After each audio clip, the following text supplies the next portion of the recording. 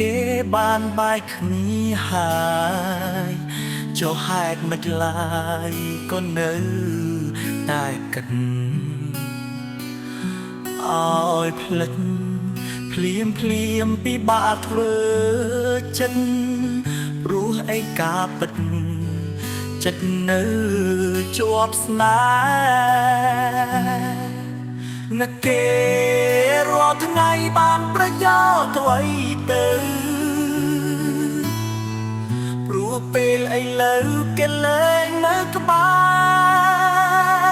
រនឹកគេស្របពេលគេមានអ្នកថែ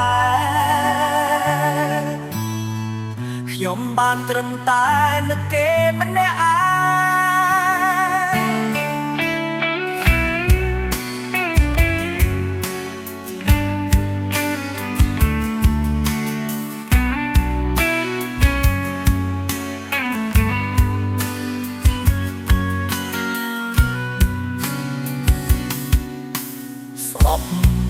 ខ្លួនឯងណាំមិននឹងនឹកគេដឹងហើយថាគេមានអ្នកប្រឡាញ់គេមានសង្សារដែលតាមហួងហែងឲ្យខ្ញុំខ្លួនឯងជាអ្នកដតីសូមអងវចិនឈប់នឹកគេទៅ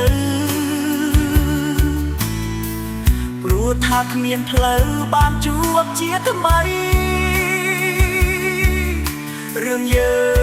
ងនឹងគេជារឿងអត្ថន័យនឹកគេធ្វើអីគេនឹកអ្នកផ្សេងនឹកគេរាល់ថ្ងៃបានប្រយោជន៍អ្វីទៅ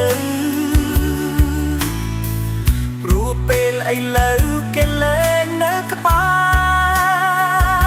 រនឹកគេស្របពេលគេមានអ្នកថែខ្ញុំបានត្រឹមតែនឹកគេម្នាក់ឯងនឹកគេធ្វើអីគេមិននឹងយើងទេ